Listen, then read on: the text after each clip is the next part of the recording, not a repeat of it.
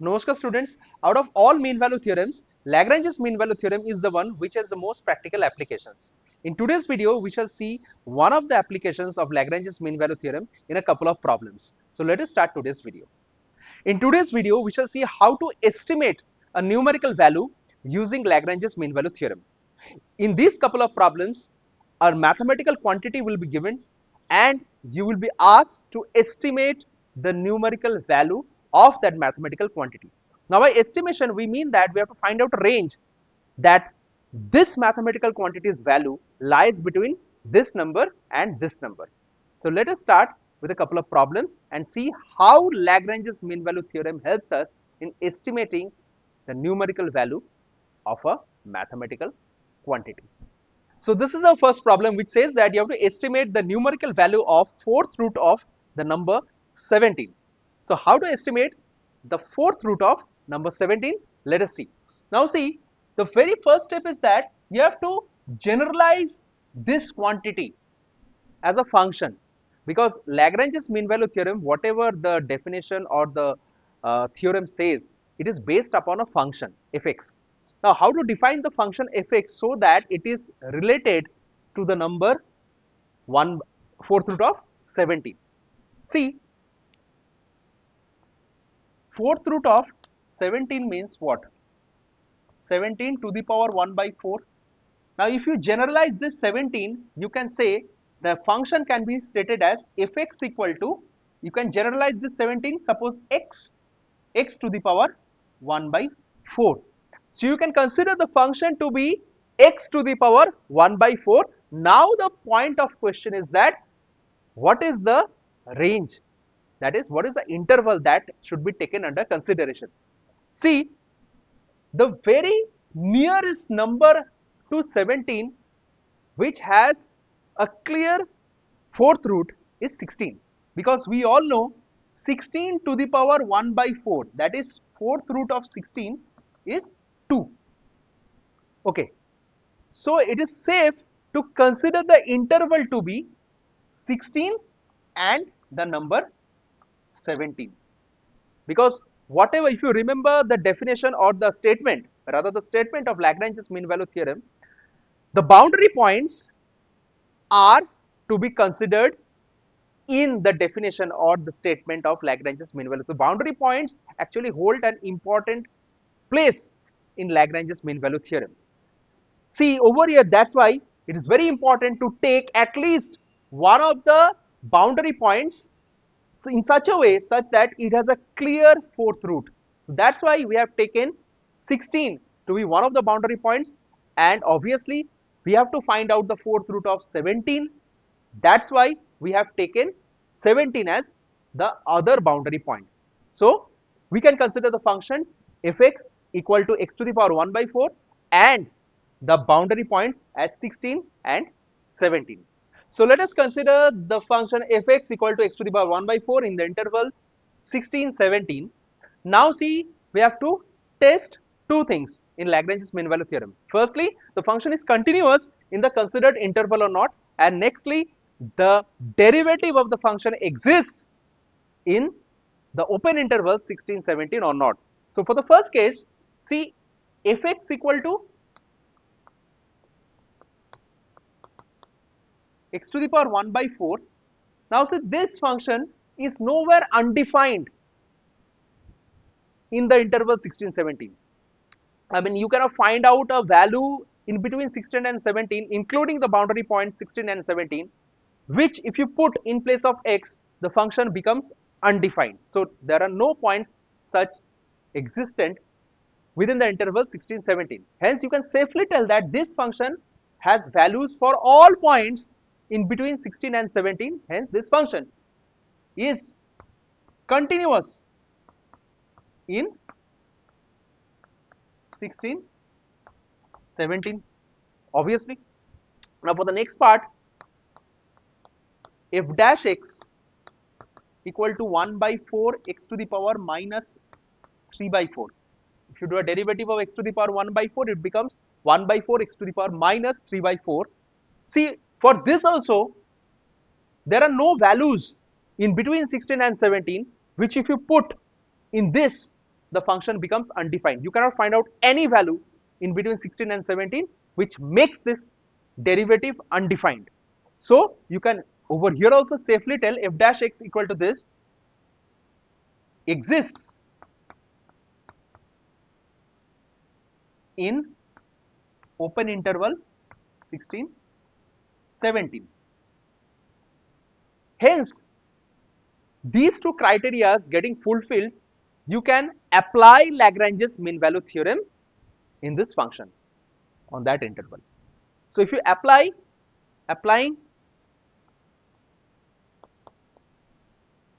Lagrange's mean value theorem, so you can tell f dash c. If you have forgotten Lagrange's mean value theorem, go to my previous videos, see the definition or the statement of Lagrange's mean value theorem. It says that you can get a point C such that f dash c equal to fb minus fa by b minus a, where c lies between ab. Okay. Now if you over here b means what? The upper boundary 17, a means 16. So just put or f dash c equal to fb. fb means f of 17 minus f of 16 divided by b minus a, that is 17 minus 16, or f dash c. So over here in place of f dash x put c. So you get 1 by 4 c to the power minus 3 by 4 equal to what is f of 17? 17 to the power 1 by 4 minus f 16 means 16 to the power 1 by 4 divided by 17 minus 16, that is 1. So ultimately what you get, or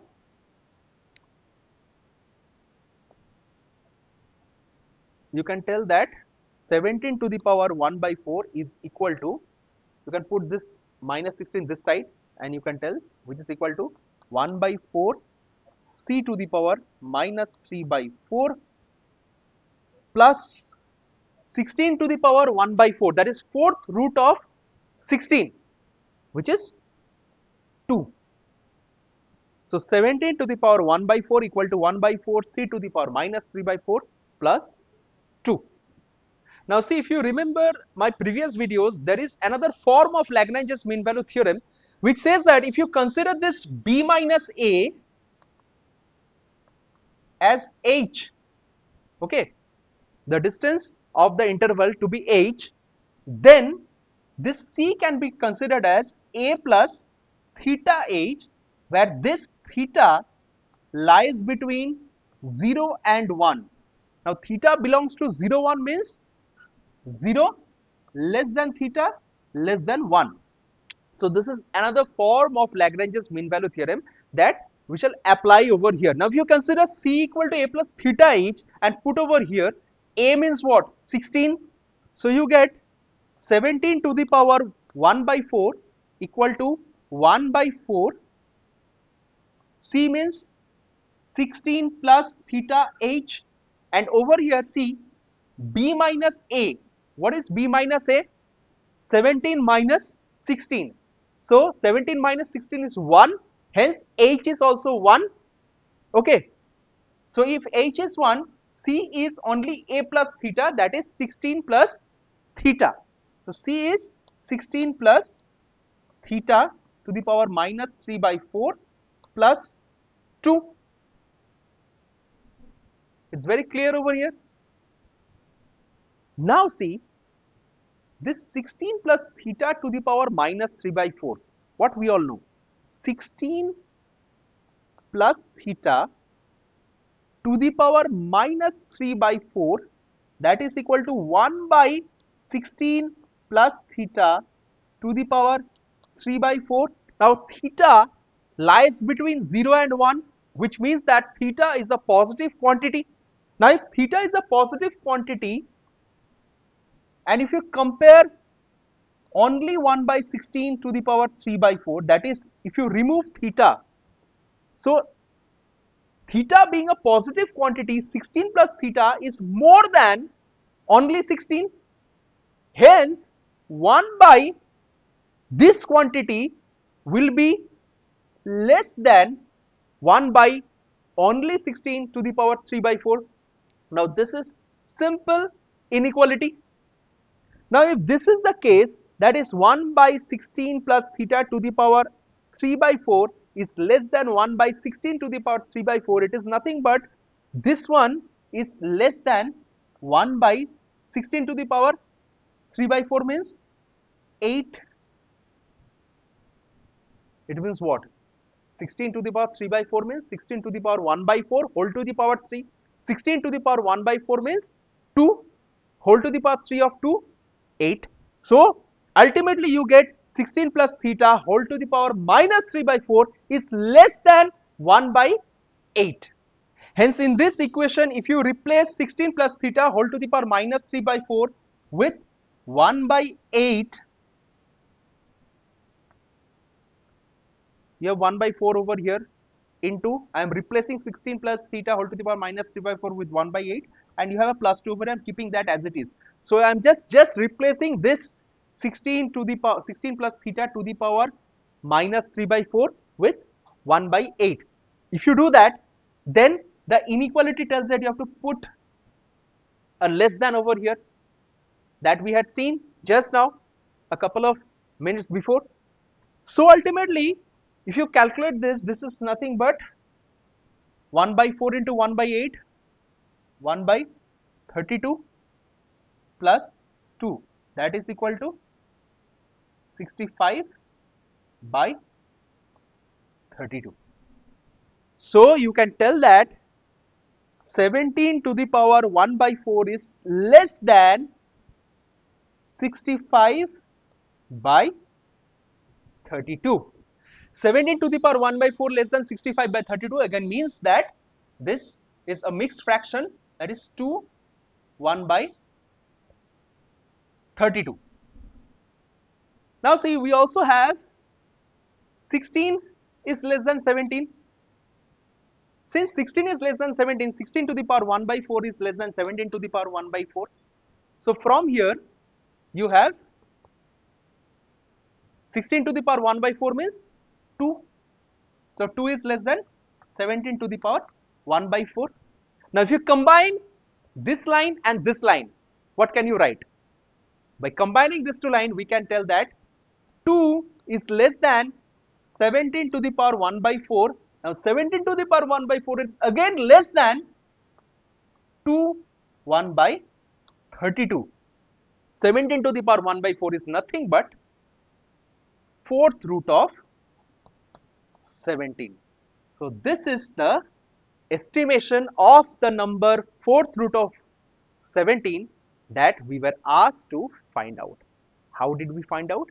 We used the definition, the statement of Lagrange's mean value theorem, and proceeded with the requirements of Lagrange's mean value theorem, and ultimately we found out an estimation of 4th root of 17. It says that the value of 4th root of 17, whatever it is, it lies between the number 2 and 2 1 by 32. This is our next problem. It says that you have to estimate the numerical value of log 4 by 3. Now if you have understood the previous problem, this is a mere simple one. How to start with this? I already told you have to first consider a function, and you have to understand what function you have to consider for this problem. The functions which you have to consider and the intervals, that will vary from one problem to another problem. It will basically depend upon the quantity that is provided. Over here the quantity, numerical quantity which is provided, that is log of 4 by 3. It clearly suggests that you can consider, let us consider the function fx equal to log of 4 by 3. Let us consider the function as log x in the interval where the interval we shall consider for log x is within 3 and 4. So we have to consider the function log x within the interval 3 and 4. See, the question might arise to your mind that why did we consider the interval to be 3 and 4? Is it only because 3 and 4 these numbers are present in the quantity? See, there is a simple logic. If you recall the Lagrange's mean value theorem's main equation, it is f dash c equal to fb minus fa by b minus a. So whatever function you consider, you will have this type of quantity fb minus fa. fb minus fa means the upper boundaries functional value at the upper boundary minus the functional value at the lower boundary. Now if you have considered the functions to be log x, it will be log b minus log a. We all know by simple property of log b minus log a is log b by a. Over here you have to find out log 4 by 3. Comparing these two and recalling the back calculation, we see b is 4, a is 3. Hence the interval to be considered over here is 3, 4. Now it's time to test the conditions of Lagrange's mean value theorem. For the first condition, it is that the function should be continuous within the interval. Fx equal to log x, we all know log x within 3 and 4, it is obviously continuous. There are no points of discontinuity within 3 and 4. Log of 0, discontinuous point, but 0 does not lie between 3 and 4. So we can safely tell here fx equal to log x is continuous in 3, 4. Nextly, also we can tell f dash x, the derivative of log x, that is 1 by x, also exists in open interval 3, 4.